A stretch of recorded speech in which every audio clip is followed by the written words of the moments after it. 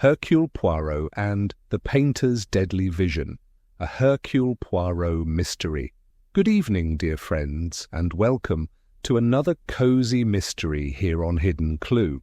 I'm your host, Jane, and it's such a pleasure to have you with me tonight.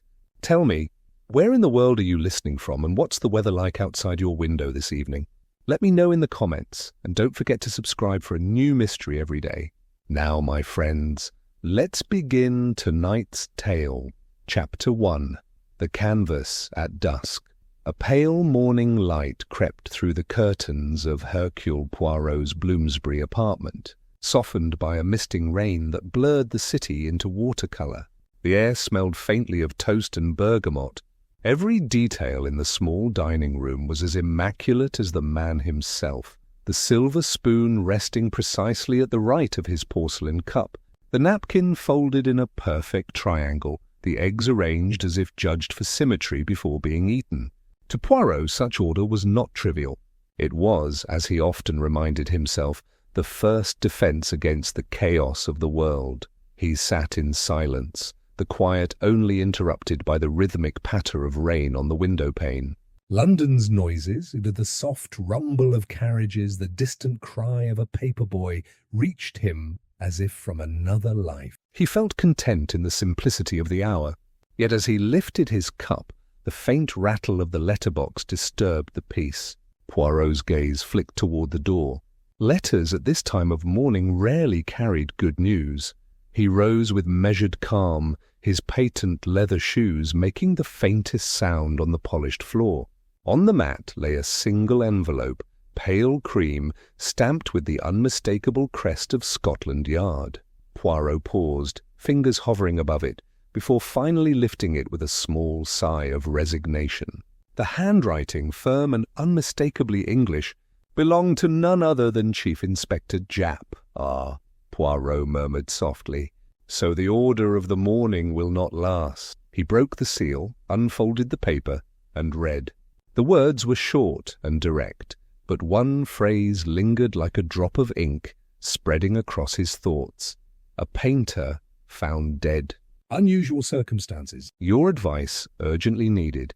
By the time a knock sounded at the door, Poirot had already straightened his tie, brushed an invisible speck from his cuff, and prepared himself for the inevitable intrusion of mystery. "Come in." "Mon ami," he called, before Japp could knock a second time. Inspector Japp entered with the weather still clinging to him. Rain glittered on his coat, and his hat dripped mournfully onto Poirot's carpet. "Blasted weather," he muttered, removing it. "Trust you to be sitting in here like a gentleman while the rest of us drown." Poirot smiled mildly. "It is not my fault that the clouds obey no sense of discipline," Japp snorted, hanging his coat near the fire. "Got a case for you, if you're in the mood." "Strange one." "Fellow named Edmund Vale. Artist of some reputation, though you'd hardly call his work cheerful. Found dead in his studio lab. Neighbours reported the smell of turpentine and something worse." Poirot raised an eyebrow. "And what is unusual, my friend? Artists often live and die in peculiar company." "That's just it," Japp said, lowering his voice. The room was spotless. Nothing out of place. Looked more like a museum than a murder scene. Except for one thing, an unfinished canvas on the easel. It shows a man lying dead exactly the way we found Vale. Same pose.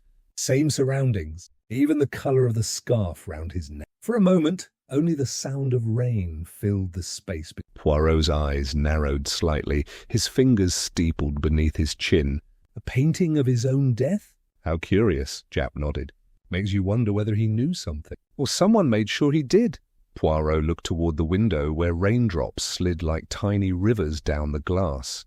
"A man who paints such a scene," he said slowly, "is either haunted by imagination or by conscience. And both, Inspector, can be fatal."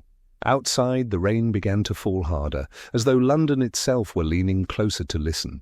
Poirot's breakfast sat untouched, cooling quietly on the table, the first casualty of a mystery that was already unfolding with unsettling elegance. The cab wound through narrow London streets, still glazed with rain.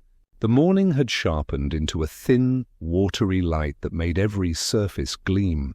Slate roofs, puddles, the slick cobblestones of Bloomsbury. Poirot sat with his gloves folded neatly in his lap, gazing out through the misted glass. Beside him, Inspector Japp shifted impatiently, tapping the brim of his hat. Neither spoke for some time. The city seemed hushed, as if it too held its breath. They arrived before a tall, narrow building at the corner of a quiet street.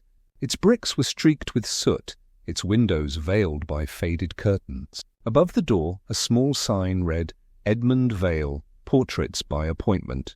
Japp pushed it open, the hinges creaking softly, and they stepped inside. The air was thick with the scent of oil paint, turpentine, and dust.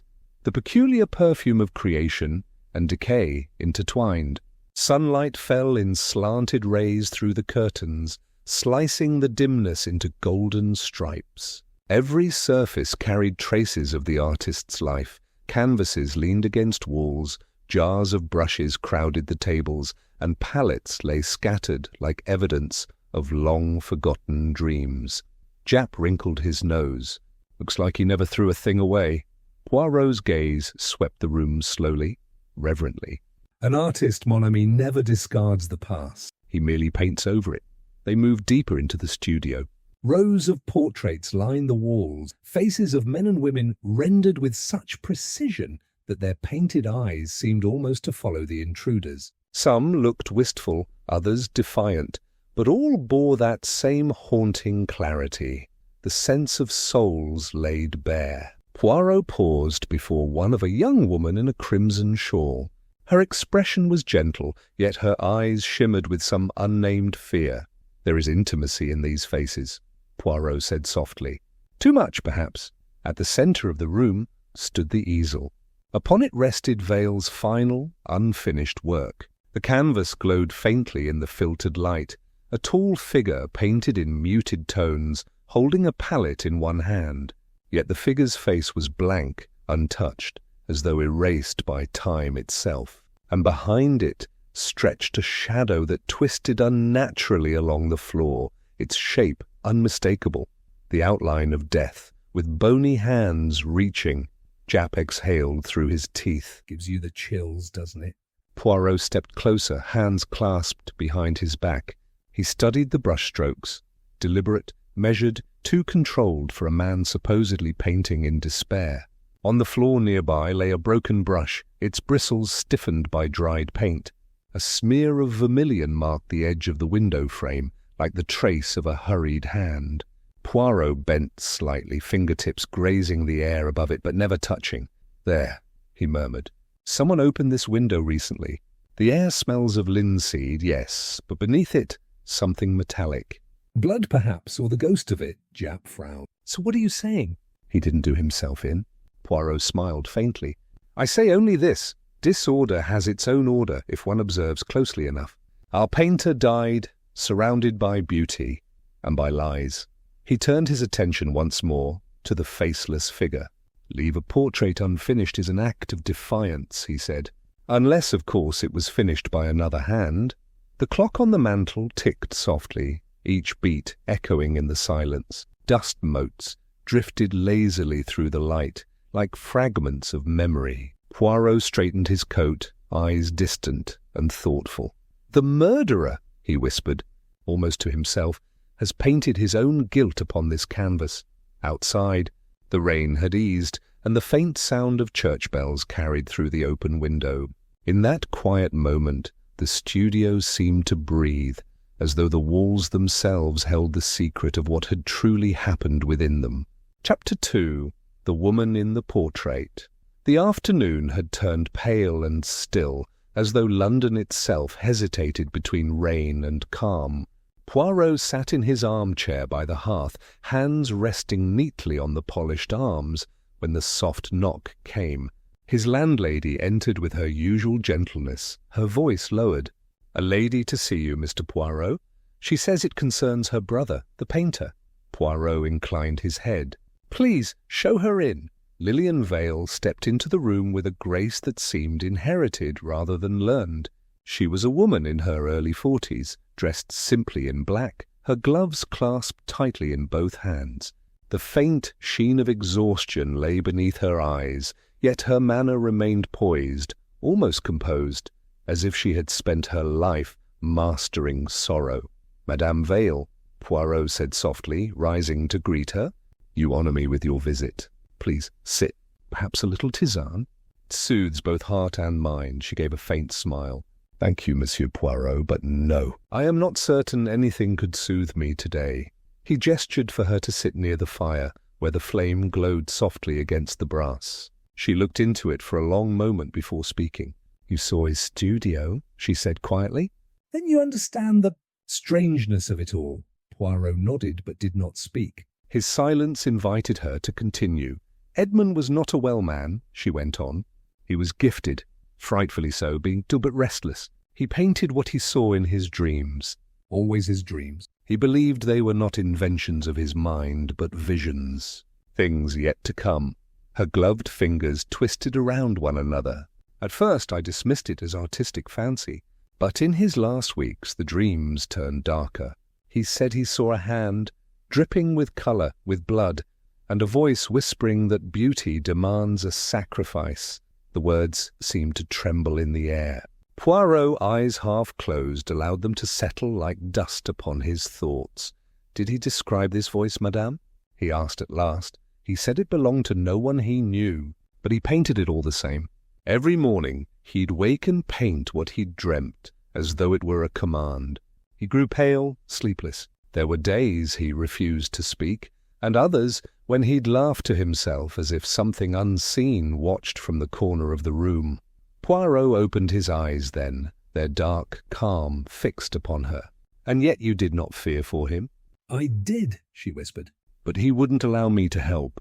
He said he was close to finishing his greatest work.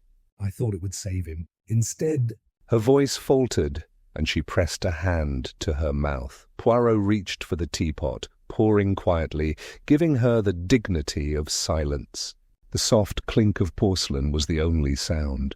When she composed herself again, she looked at him with quiet desperation. "Inspector Japp thinks he may have taken his own life." "I cannot believe that. Edmund would never, even at his lowest." "There was too much pride in him, too much need for control."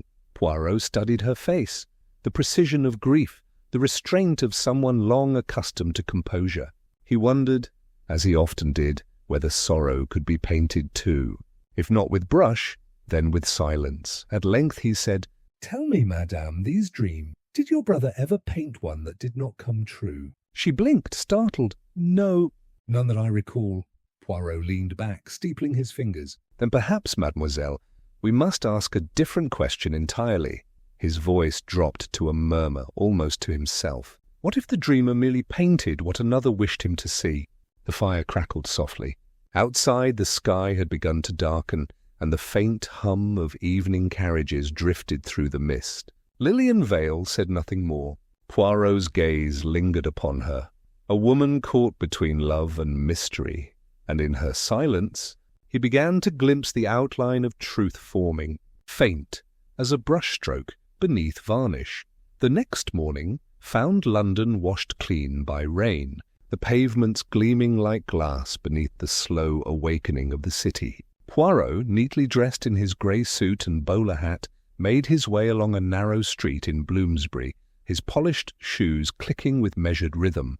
The mist was still clinging to the eaves when he arrived at the modest gallery of Mr. Denham, a name that, in the quieter corners of London society, carried weight among those who collected not merely art, but meaning. The bell above the door chimed delicately as he entered. Within, the light was diffused through a skylight covered in pale muslin, lending every object a softened hue. Portraits lined the walls, serene faces and restless compositions, each unmistakably the work of Edmund Vale. Their eyes seemed to follow him, not with malice but with quiet recognition, as though they too were witnesses to something left unsaid. From behind a mahogany counter rose a tall, spare man with silvered hair and the faint air of a heron. Mr. Denham. His smile was polished, courteous, yet it never quite touched his eyes. "Ah, Monsieur Poirot," he said, extending a long, cool hand. "Scotland Yard telephoned to inform me you might call. You wish to see the Veil collection, yes?" "If you would be so kind," said Poirot. "I find myself intrigued by the artistry of one whose death has taken on, how shall I say, a tragic symmetry." Denham's lips curved faintly. "Symmetry, yes. A word the artist himself might have approved. Veil was a man possessed by balance between chaos and control. His death seems almost appropriate, though one hesitates to say such things aloud." Poirot's eyes glimmered. "You speak as though the art and the artist were one. Perhaps in this case they were indeed inseparable." The collector gestured toward a far wall where a single empty frame hung, gold, ornate, waiting. Here was to hang his final piece, Denham said softly, a work already promised to a private buyer. Payment was arranged in advance, though the painting had not yet been delivered. Poirot turned slightly. "An anonymous buyer, I presume?" "Of course," said Denham. "Discretion is the currency of our world. The buyer corresponded only through a solicitor. I have the letter, if you wish to see it." He withdrew a thin envelope from a drawer and handed it over. Poirot examined it carefully. The paper was expensive, the handwriting precise but without personality, as though written by someone who wished to erase themselves. He replaced it gently upon the counter. "May I see the register of visitors?" Poirot asked. Denham hesitated, then obliged. The guest book was bound in worn green leather, its pages filled with a decade of signatures, some careless, others proud. Poirot turned to the most recent page. A few names appeared, one smudged as though the pen had faltered, and there, along the lower margin, a faint mark caught the light, a single fingerprint pressed into a streak of crimson paint. Poirot leaned close, his gaze sharpening. "Vermilion," he murmured. "A most deliberate colour." Denham gave a short laugh. "One of the guests must have brushed against a wet canvas." "Artists and enthusiasts are rarely tidy creatures, Monsieur Poirot." "Ah," said softly, tracing the air just above the page. "And yet—" "Fingerprints are seldom placed by accident. They have a curious way of declaring their owner's presence, even when the owner would rather remain unseen." Denham folded his arms. "You detectives see patterns where none exist." "Art, Monsieur Poirot, is made of accidents." Poirot straightened, his expression polite but distant. "No, monsieur. In true art, there are no accidents. Only intention, sometimes hidden, sometimes misread, but always there." He turned toward the door, pausing only once to glance back at the empty frame. "Tell me," he said lightly, "when a masterpiece is promised to an invisible buyer, who owns the vision, and the artist, the collector, or the shadow that pays the price?" Denham frowned faintly. "I suppose that depends on what the price truly is." Poirot's hat tilted slightly as he smiled. "Just so." The bell chimed once more as he stepped into the damp morning. Behind him, the gallery settled into silence, the echo of that faint fingerprint lingering like a whispered confession upon the page. Chapter 3. Echoes on Canvas. The afternoon had drawn itself into that gentle stillness London knows so well, when the rain has passed, but the sky remains undecided, pale and contemplative. In Hercule Poirot's apartment, the small clock on the mantel ticked in perfect rhythm with the order of the room. A silver teapot gleamed beside a plate of warm scones, the scent of butter and orange marmalade rising softly through the air. Across the table sat Inspector Japp, shoulders hunched, his broad face set in mild disapproval as he stirred his tea with the expression of a man at war with refinement. "Artists," he muttered, after a moment's silence, "are the very devil for confusion. Paint all day, dream all night, never say what they mean. Give me a straightforward criminal any day, one with a motive and a record, not a palette and an inferiority complex." Poirot smiled faintly, cradling his cup between manicured fingers. "Ah, mon ami, you are most consistent." "Where others see beauty, you see inconvenience." He took a slow sip. "And yet perhaps in art there is the purest reflection of crime, for both are born from desire and executed with design." Japp snorted. "You and your philosophy, Poirot. I'm only saying the man was peculiar. Visions, nightmares, strange talk about hands dripping with colour. Maybe he was just mad, eh? Madness, Poirot replied. It is a convenient word we use when we do not wish to understand. But you see, my friend, the psychology of vision is most subtle. An artist who paints obsessively may not see the world as we do. His reality becomes, how shall I put it, filtered through the glass of obsession. He reached for a folder on the side table, drew out a single sheet of paper, and unfolded it with great care. Upon it was a pencil sketch, faint lines, elegant but incomplete. The outline of a woman's figure stood beside what might have been a garden wall. Her face was absent, as though forgotten mid-thought, but near the lower corner was a small crimson heart drawn in paint, no larger than a fingertip. Japp leaned forward, crumbs clinging to his fingers. Another one of his muses, I suppose. Artists always have a few. Could be anyone. Could be, Poirot murmured. His gaze lingered on the heart, his eyes soft but intent. Yet observe, mon ami, the curve of the shoulders, the tilt of the head. There is tenderness here, and something else, hesitation. It is not the drawing of an artist to a model, but of a man to a memory. Japp raised an eyebrow. You mean he was painting someone he'd lost? Poirot's expression deepened into something thoughtful. Or someone he feared to lose. The inspector sighed and reached for another scone. All very poetic, I'm sure. But unless that lady comes walking out of the paper and confesses, I'd say we're wasting time. Poirot allowed himself a small chuckle. You English are most practical. It is your greatest virtue. And occasionally, your most charming flaw. Japp gave him a look that was half irritation, half affection. You'd be lost without me, you know that? Mais oui, Poirot said gravely. Without you, the tea would be very quiet. They sat for a moment in companionable silence. Outside, the sound of carriage wheels softened along the wet street. Poirot placed the sketch on the table, and the faintest trace of linseed oil rose from the paper, as if the ghost of paint still lingered in its fibres. He leaned closer, eyes narrowing. A crimson heart, he murmured. So small. Yet it beats within the mystery like a pulse. Japp shook his head and stood, brushing crumbs from his coat. You're seeing ghosts again, Poirot. Next thing you'll tell me the lady drew herself. Poirot smiled, not answering.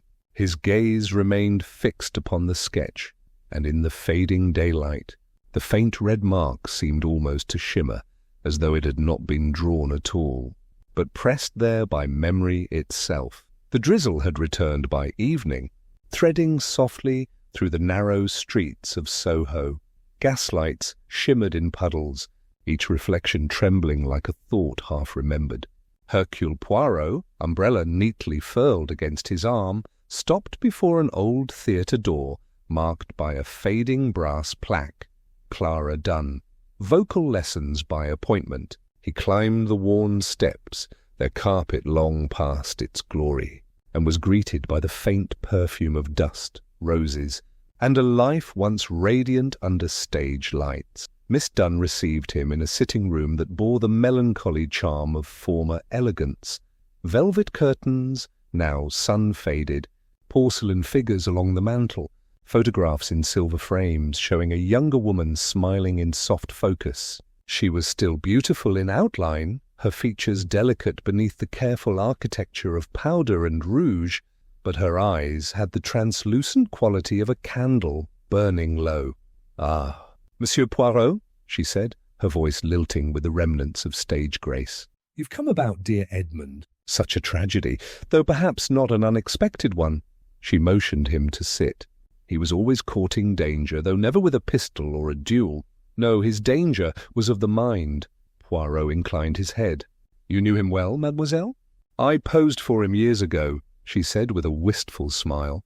"He painted me as Saint Cecilia. Imagine that. I was not half so holy. But Edmund saw things in people they did not see themselves. It was his gift and his curse." She paused, gazing toward the window where the rain traced slow patterns upon the glass. "There was one evening," she continued softly, "when he worked as if possessed. His eyes, they were not his own. He said the air had changed, that something unseen was standing behind him.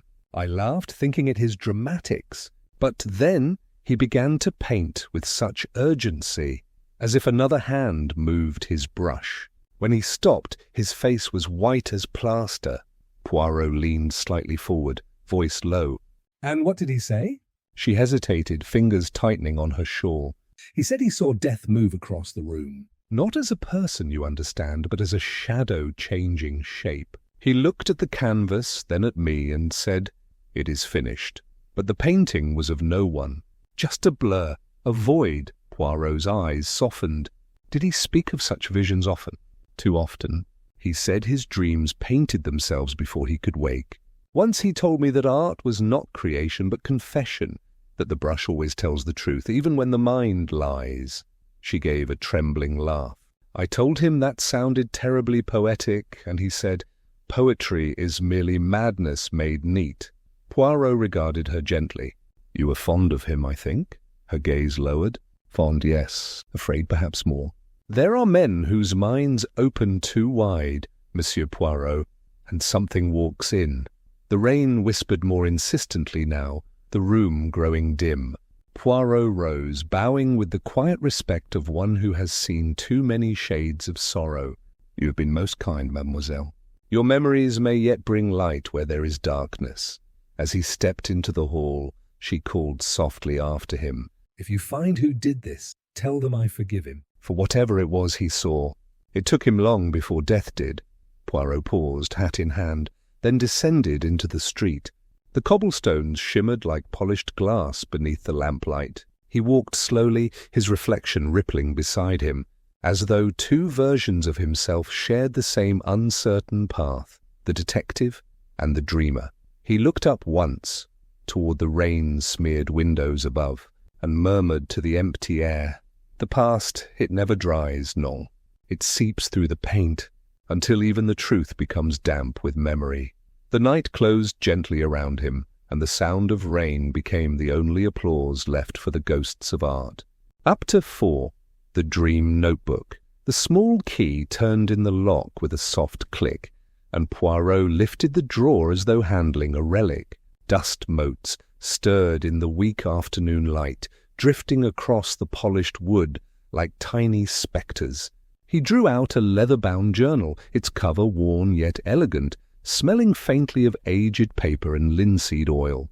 Each page carried the weight of Edmund Vale's restless mind, and the faint tremor in the leather seemed almost like a heartbeat.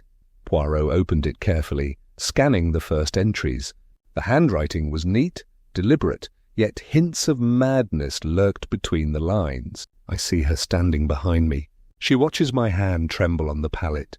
The colors blend, but one persists. Red, relentless, dripping as if the brush itself bleeds. The words, written with clinical precision, made Poirot's small fingers pause upon the page. The pages turned slowly beneath him. Sketches of shadowed rooms, hands reaching out from darkness, and faceless women littered the margins. Each illustration seemed incomplete, as though the act of drawing had been a defense against some urgent, invisible pressure. One portrait depicted a figure with a palette, its colors smeared into streaks of crimson, eerily echoing the unfinished painting in the studio. He traced the sketches with his gaze, noting a subtle rhythm, repeated shapes, a pattern in the chaos. There were brief notations interspersed. "Do not look. She will follow." The voice of her is in the varnish. "Must finish before they arrive." Each fragment hinted at a mind both brilliant and terrified, a man caught between vision and reality. Poirot's attention shifted to a list at the end of the journal. Names written in orderly script ran down the page. Patrons of Vale's art, it seemed, each selected with care or favour. Most were crossed out in neat pencil lines, but one stood emphasized, underlined twice. A. Denham. Poirot's lips pressed together thoughtfully. The gallery owner's presence in the painter's private ledger suggested more than simple commerce, a connection that bridged the boundary between transaction and obsession. "Art imitates life," Poirot murmured under his breath, "but sometimes life obeys art." He turned back to the sketches, eyes narrowing at the recurring motif. A faceless woman, always at the edge of perception, always tied to red. The journal was not merely a record of creation. It was a map of Vale's inner terrors and the unseen forces he believed guided him. Poirot could almost sense the artist's hands, hovering above the pages, trembling between fear and compulsion, compelled to capture visions that were perhaps not his own. The scent of linseed oil clung faintly to the paper, and Poirot inhaled deeply, as if drawing in the residue of Vale's imagination itself. There was a precision here in the disorder that spoke not of madness alone but of purpose, a will behind the terror, a hand shaping fear into tangible form. He paused over one final sketch, barely more than a series of chaotic lines, and yet he could see it clearly. The woman standing behind the artist, palette trembling, shadow stretching across the floor as if it might rise and consume him. A line of crimson ran down the edge of the page, deliberate, unyielding. Poirot closed the journal slowly, placing it back in the drawer. The room seemed quieter now, though heavier, the weight of a life's obsessions pressing against the walls. Names, sketches, fragments of dreams, each left a residue. A trail that spoke as clearly as words of the intersections between vision, fear, and desire. He rose, hatched plan forming quietly in his mind, thinking that the next step would require a delicate eye and a patience capable of tracing guilt through brushstroke and shadow alike. The journal had spoken, and Poirot listened with the calm intensity of one who knows that even madness can reveal truth. The evening streets of Soho glimmered under gaslight, wet from a passing drizzle, their reflections wavering like thoughts half-formed. Poirot and Japp sat in a small corner of a dimly lit bistro, plates of modest fare before them, yet neither man touched more than a few bites. Their eyes, however, were fixed through the window at the patrons arriving across the street, where the gallery owner, Mr. Denham, had taken a table with a companion. The woman with him wore a coat of deep red, her silhouette striking against the muted glow of the lamps. She moved with careful elegance, gestures measured, shoulders held in that way that suggested grace born of habit rather than comfort. Poirot's gaze lingered on the gloved hand that occasionally rose to touch the pendant resting at her throat, a delicate piece, gold and intricate, the same design he had glimpsed in Vale's studio. The coincidence drew a quiet, almost imperceptible tightening of his lips. Japp leaned back in his chair, shaking his head. "All right, Poirot, what am I looking at? A romance? A plot? Or just another society tryst?" Poirot's eyes, dark and observant, did not leave the window. "Observe carefully, mon ami. 2 lives bound by art, yes, but perhaps by something more complex. Notice the way she does not meet his eyes directly, and the way her hand lingers upon the pendant as if recalling its memory. That is not mere fashion, it is remembrance." The pair spoke quietly between sips of their tea, their conversation a gentle murmur harmonizing with the low hum of the restaurant. Outside, the woman tilted her head, a movement fluid and restrained, and Denham leaned slightly closer, his expression guarded. The tableau was subtle, almost imperceptible, yet for Poirot it spoke volumes. Each gesture, each pause was a stroke upon the canvas of the evening, revealing truths that words could scarcely convey. "See how she smiles," Poirot continued softly, yet the curve of her lips does not reach the eyes. "Grief resides beneath the surface, a shadow beneath the brilliance. And he," Poirot nodded toward Denham, "is attentive, calculating. Each word, each motion, measured to maintain a pattern. A dance of secrecy choreographed without music," Japp grunted. "All right, I'll bite." Who is she? Poirot's eyes flicked to the pendant again.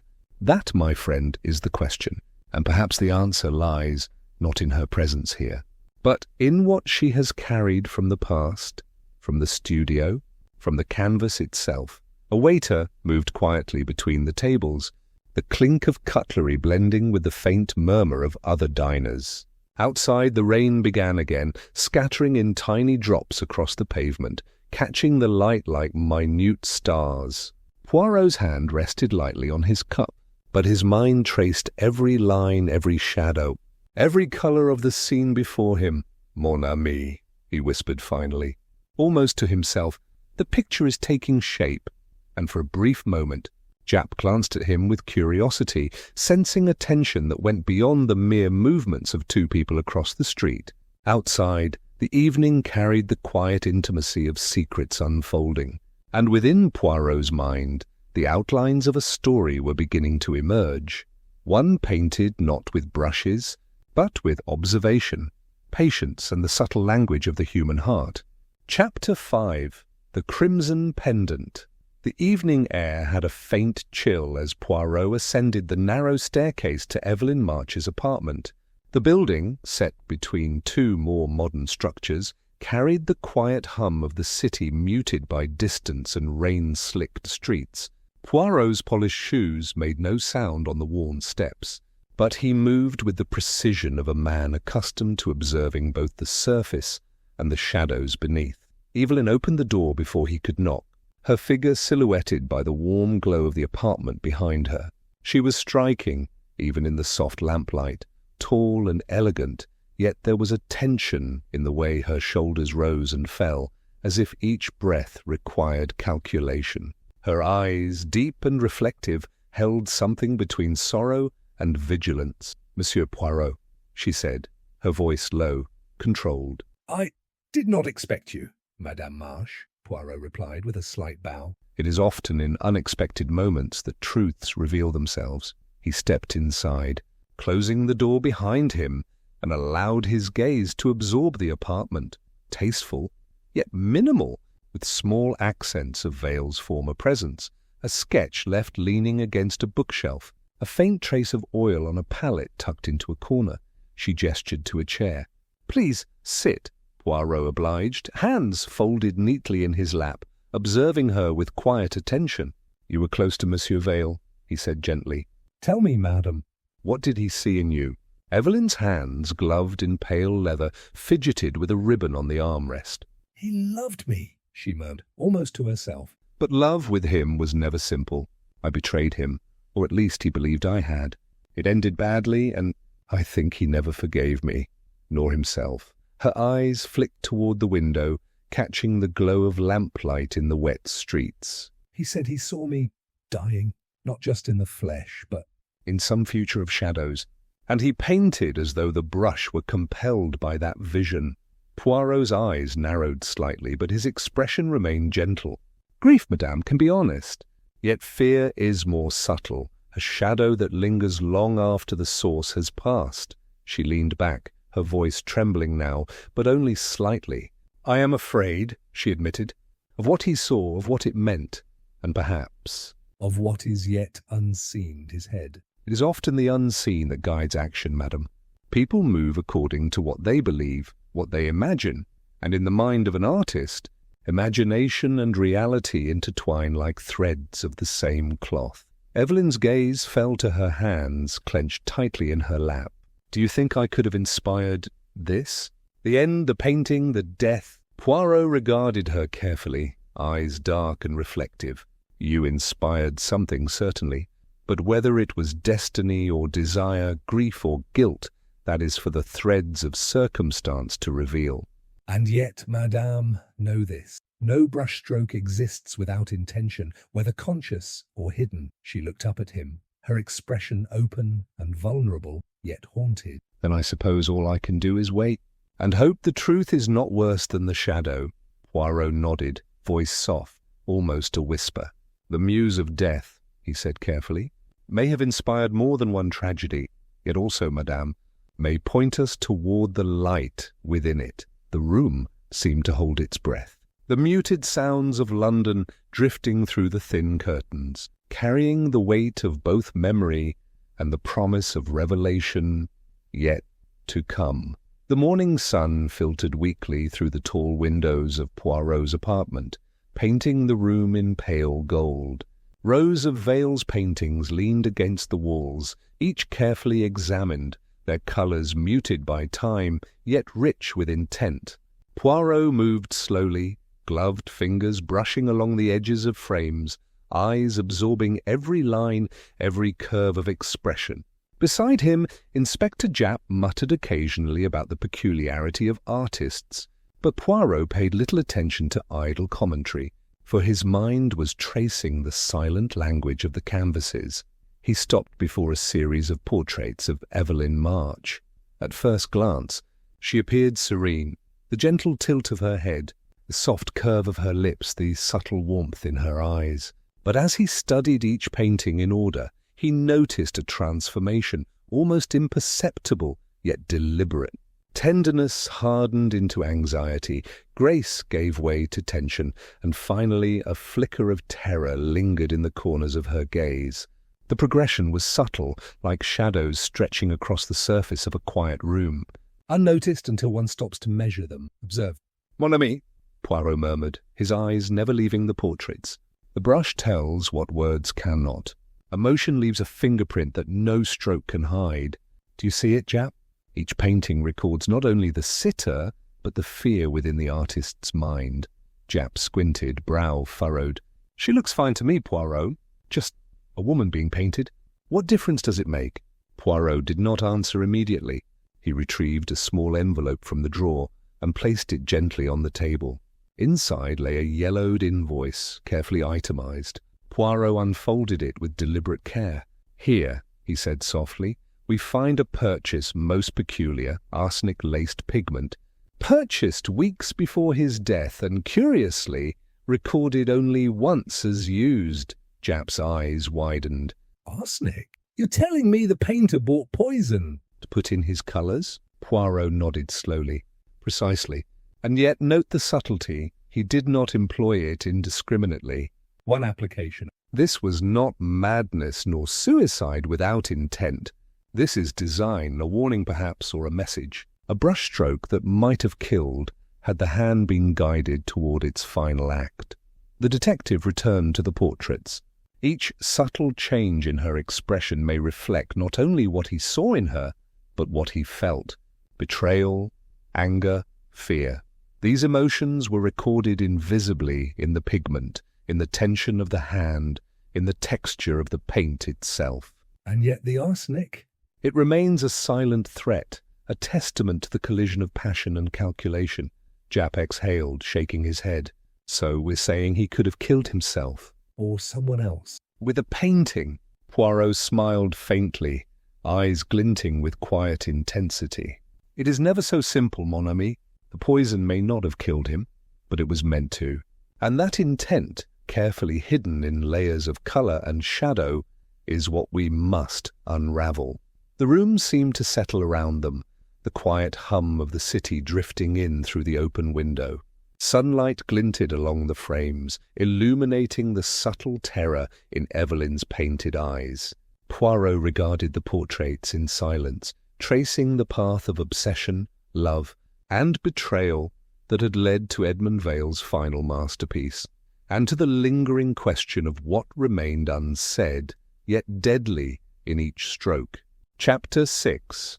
The Art of Confession.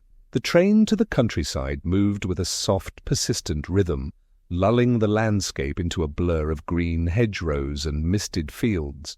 Poirot sat with hands folded, eyes observing the passing scenery through the window, noting each shadow, each subtle shift of light, as if they carried clues unnoticed by ordinary vision. Beside him, Inspector Japp drummed his fingers lightly upon the armrest, muttering under his breath about the inconveniences of sprawling estates and the unpredictable moods of art collectors. By late afternoon, Denham Hall emerged from a gentle haze, its stone façade immaculate and imposing. Ivy clung to the corners, and the wide driveway, polished by rain, gleamed like polished bone. The hall exuded order, every window and shutter aligned, every hedge trimmed with meticulous care, as though symmetry itself had been distilled into architecture. Poirot inhaled slowly, noting the precision as he stepped from the carriage, the faint scent of wood polish mingling with damp earth.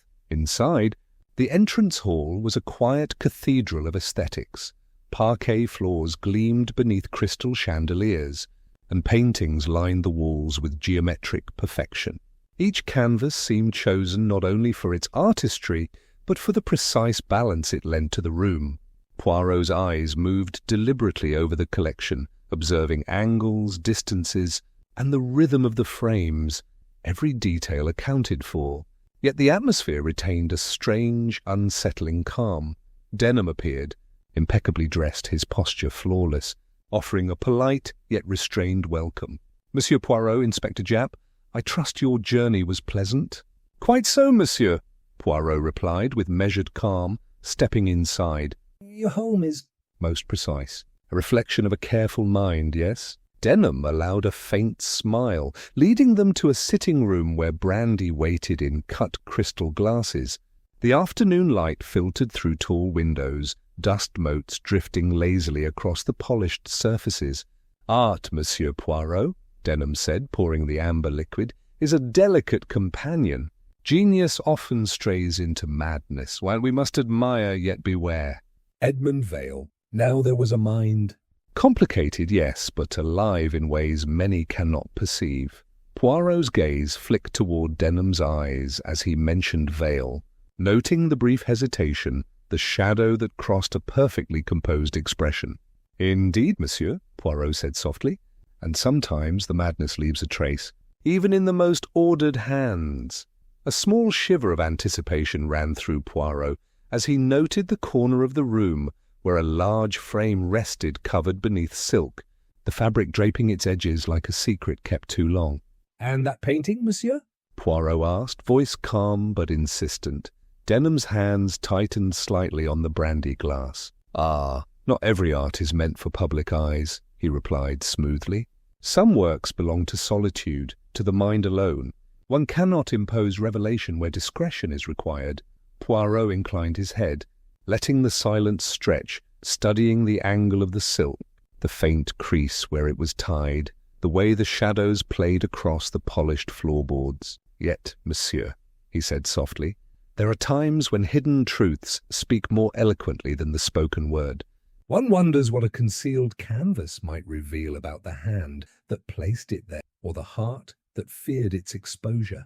Denham's lips pressed into a thin line, and he sipped his brandy, eyes momentarily drifting to the window, as if considering the clouds beyond. The room settled into quiet intensity, the subtle scent of aged paint and polished wood mingling with the faint chill of the approaching evening.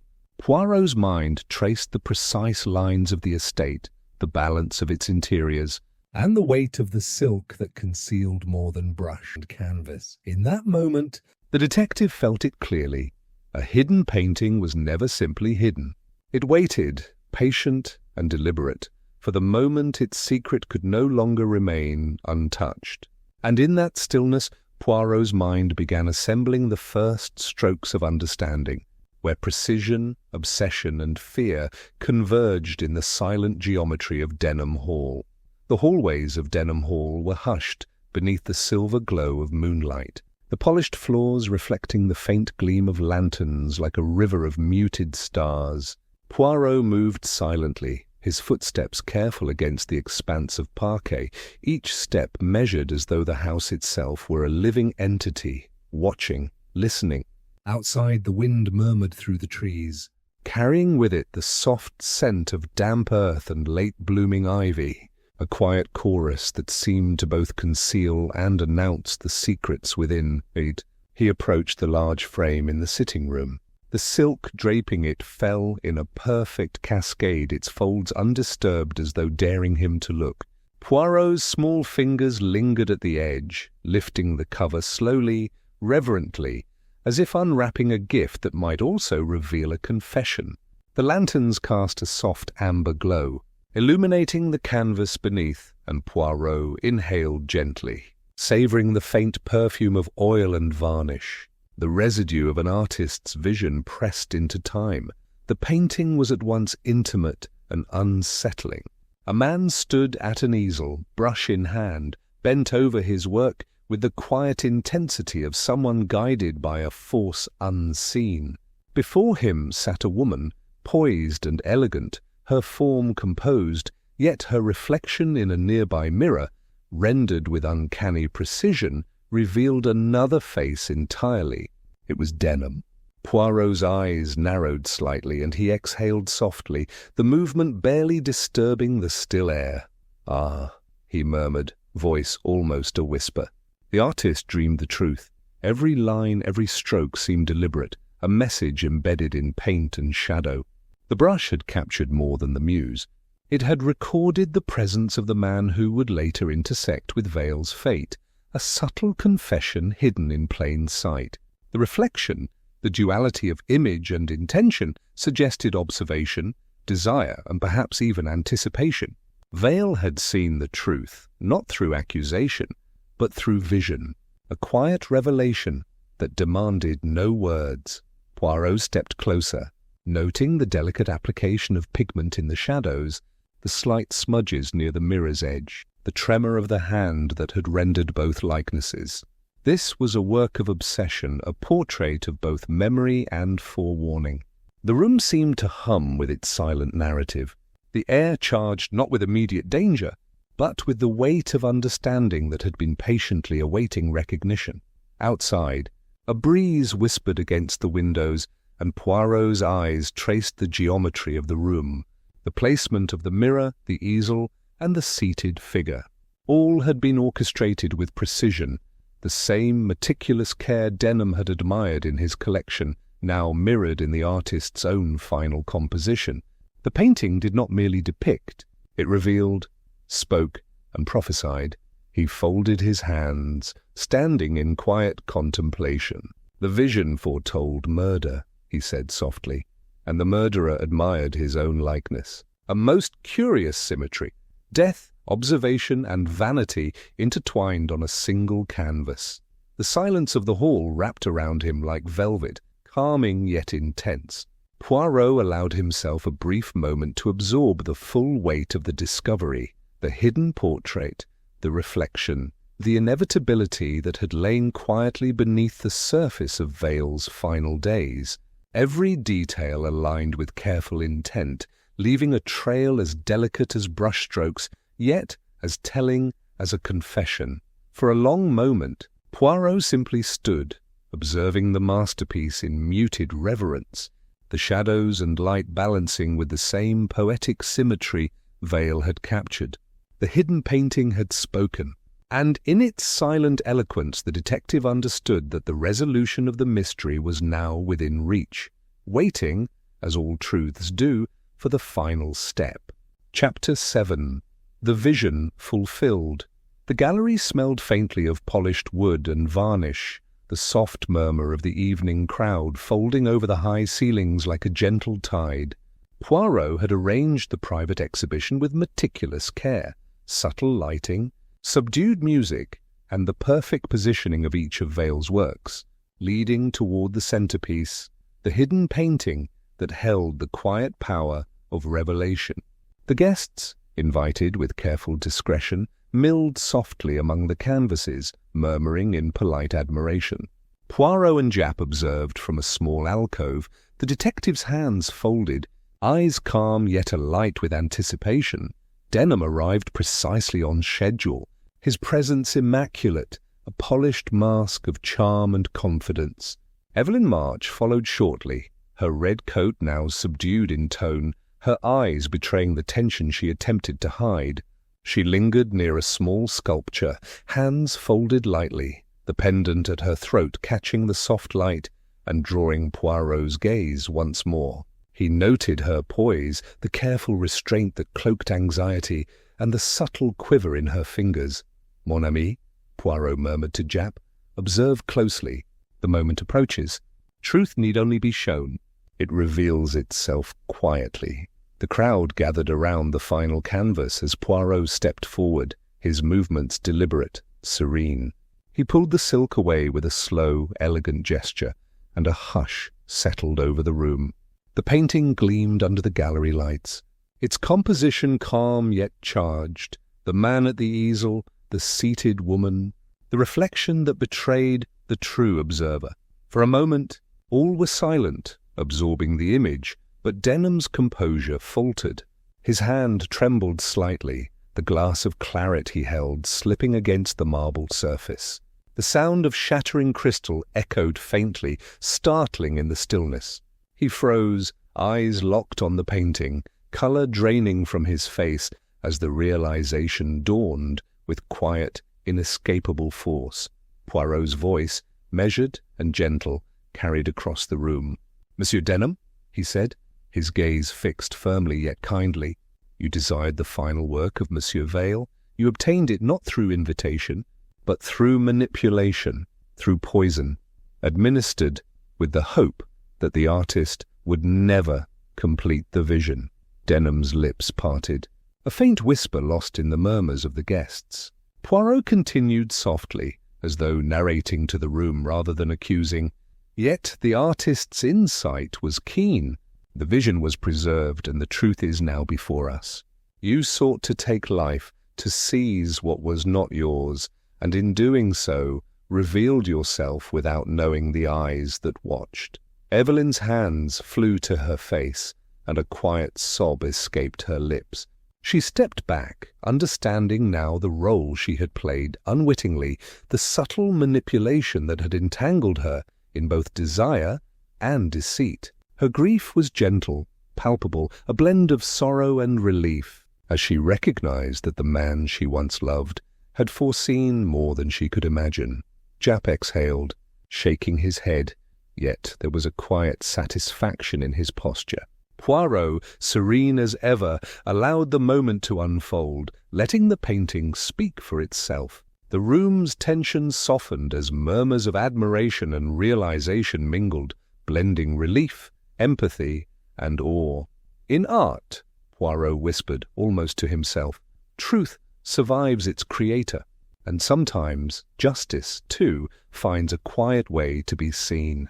Outside, the London night pressed softly against the gallery windows, the lights reflecting faintly on the wet streets. Inside, a sense of resolution settled over the gathering, not loud, not dramatic, but deep, inevitable, and calm. Each observer carried away a piece of the story, and Poirot, with hands folded and eyes thoughtful, allowed himself a moment to savour the quiet triumph of intellect, patience, and human insight. The streets of London were washed clean beneath the early light, the rain having fled during the night, leaving only the faint scent of wet stone and greenery drifting through the air. Poirot returned to his flat with measured steps, the door closing softly behind him, sealing out the world's lingering murmurs. The room welcomed him with its familiar calm, the faint glow of morning slipping through the curtains, the gentle tick of the clock, the quiet hum of a city beginning its day. He approached his writing desk, where the silver brush, a gift from Vale, lay in a small velvet case. The brush, delicate yet sturdy, held memories of hours spent in quiet collaboration, observing and discussing the subtleties of colour, line, and shadow.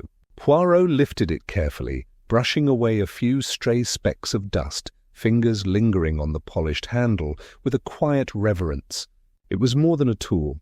It was a bridge to a mind both brilliant and troubled, a relic of trust and shared understanding. Outside, the first light of dawn crept slowly over the rooftops, washing the room in soft gold. Poirot leaned slightly against the window ledge, gaze resting on the awakening city. The streets glimmered, silent and orderly, as if the world itself had paused to acknowledge the night's secrets now resolved. He held the brush in his hand, turning it gently, noting how the metal caught the light, reflecting it in subtle angles, much like a painting, revealing hidden truths under careful scrutiny. "It is a strange thing," he murmured quietly to the empty room, voice soft, measured, how beauty can hide such sorrow. How a single stroke, a single choice of pigment, may carry within it grief, fear, and even foreknowledge of what is to come.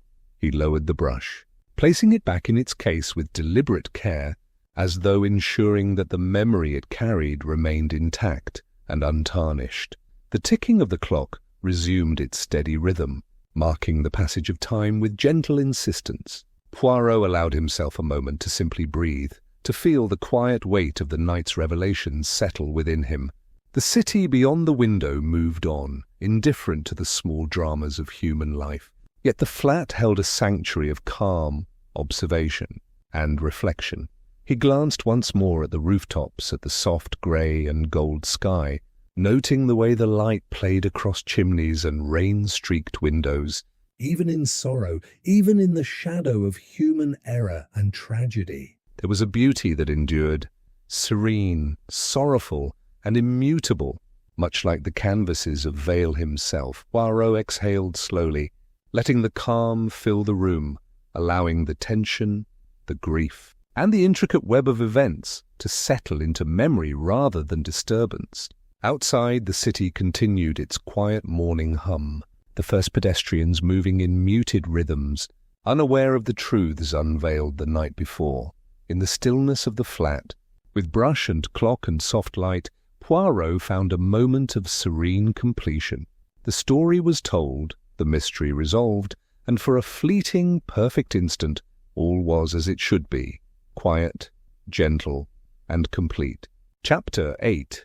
The Stillness of Morning. The morning air was crisp, carrying a faint scent of damp earth and early blooms through the open window of Poirot's sitting room. Light spilled softly across the polished wood floors, illuminating the neat stacks of papers, the silvered brushes, and the carefully arranged collection of small curiosities he had gathered over the years. It was a quiet morning, untroubled by rain or bustle, yet under its calm surface lingered the memory of the drama that had unfolded only days before. Poirot moved with his usual deliberate grace, hands folded behind his back, eyes attentive yet serene, as though attuned to details invisible to most observers. A gentle knock came at the door, measured and hesitant. Poirot looked up, and the door opened to reveal Lillian Vale, her presence graceful, yet tinged with the subtle weight of sorrow. She carried herself with quiet composure, though her eyes betrayed the sleepless nights that had followed her brother's death. In her hands, carefully held, was a single envelope, worn at the edges, bearing the neat, precise handwriting of Edmund Vale himself. "Monsieur Poirot," she said softly, voice quivering just enough to reveal the emotional undercurrent. I found this among Edmund's things."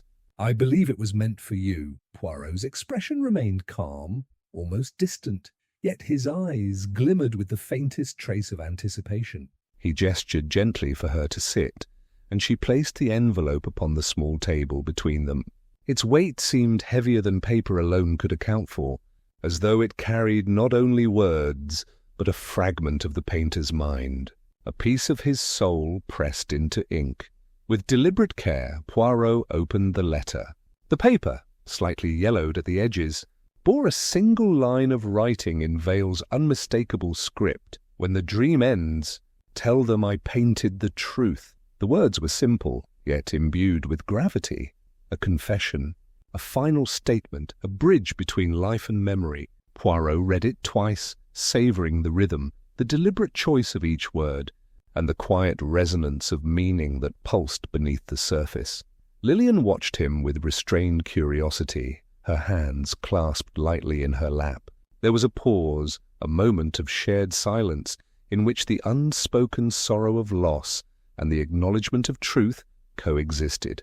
Poirot folded the letter gently, placing it into his case alongside other small keepsakes, a repository for the intangible, the delicate, and the enduring. His eyes, distant yet focused, traced the contours of the room, the familiar furniture, the soft light, and the subtle shadows that hinted at the day's slow awakening. "The painter's final message," Poirot murmured, voice soft and reflective, "is not merely a letter, but a completion of the story he began on canvas. A circle closed, a vision fulfilled. He wished for us to understand, even in his absence, that the truth of his art was the truth of his life." Lillian nodded, a tear sliding silently down her cheek, though she did not reach to wipe it. There was no need. The quiet acknowledgement of what had been left behind, a message, a memory, a final connection, was enough. It was sorrow, yes, but tempered by understanding, the gentle reassurance that even in death a carefully observed life could speak its own quiet eloquence. Outside, the first birds began to sing, their notes delicate and unhurried. Poirot placed his hands lightly upon the envelope, allowing the weight of the moment to settle. In the stillness of the morning, with light, memory, and the faint scent of ink in the air, the last whisper of Edmund Vale's presence lingered softly, a serene, human testament that completed the circle of mystery, grief, and revelation. The gallery was bathed in soft morning light, the sun filtering through tall windows and casting pale golden pools upon the polished floor. The restored painting hung at the center of the room, framed with careful reverence, its presence commanding yet gentle. The reflection of the morning light glimmered along the surface, highlighting the subtle textures of brush and pigment that Vale had left behind, each stroke a testament to both skill and foresight. Poirot entered quietly, his movements measured and deliberate, as though the gallery itself were a sanctuary he was reluctant to disturb. The air smelled faintly of varnish and aged paper, mingling with the subtle scent of polished wood. He observed the few early visitors who wandered slowly among the works, their footsteps hushed against the floor, faces curious but unaware of the intricate web of history, emotion, and tragedy that lay hidden beneath the artistry. He paused before the centerpiece, tilting his hat slightly with a polite gesture toward the canvas, as if acknowledging the quiet triumph it represented. The figure of the woman, poised and reflective, remained elegant in her stillness, while the mirrored reflection of denim was preserved delicately in shadows, a frozen testament to both vision and revelation. Poirot's eyes traced the contours, noting the balance, the precision, the subtle narrative woven into every hue and line. "Mon cher Vale," he whispered softly, voice nearly lost in the echo of the gallery. "You have achieved immortality, not in fame, but in truth." The words were meant for no one but the painter himself, a private benediction to a man who had seen more clearly than many in life, and who had preserved that clarity in paint. A light footstep echoed, and Poirot turned briefly to acknowledge a passing visitor with a courteous nod, then returned his gaze to the painting. He allowed himself a small smile, gentle and reflective, appreciating the serenity that now settled over the gallery. The story that had begun in shadows and suspicion, in dreams and subtle threats, had found its resolution in quiet, measured beauty. The detective lingered, observing the way the morning light shifted across the room, illuminating edges of frames, catching on the corners of gilded surfaces. The world outside moved on, indifferent to the intricacies of human drama, yet here within these walls the culmination of insight, patience, and subtle artistry was quietly celebrated. Finally, Poirot turned, tipping his hat with graceful composure. He moved toward the door, each step deliberate, slow, savoring the lingering calm of the space. The bell above the entrance chimed softly as he passed, a gentle punctuation that seemed to mark both an ending and a beginning. Outside, the city hummed faintly in the distance, yet within the gallery silence remained, serene, complete, and enduring. In that quiet, Poirot felt the final note of the mystery resonate. Every thread had been traced, every secret acknowledged, and every revelation fulfilled. The human heart, the artist's vision, and the detective's insight had converged in harmony, and though the story had ended, the beauty remained, immortal in brushstrokes, reflection, and the soft light of morning.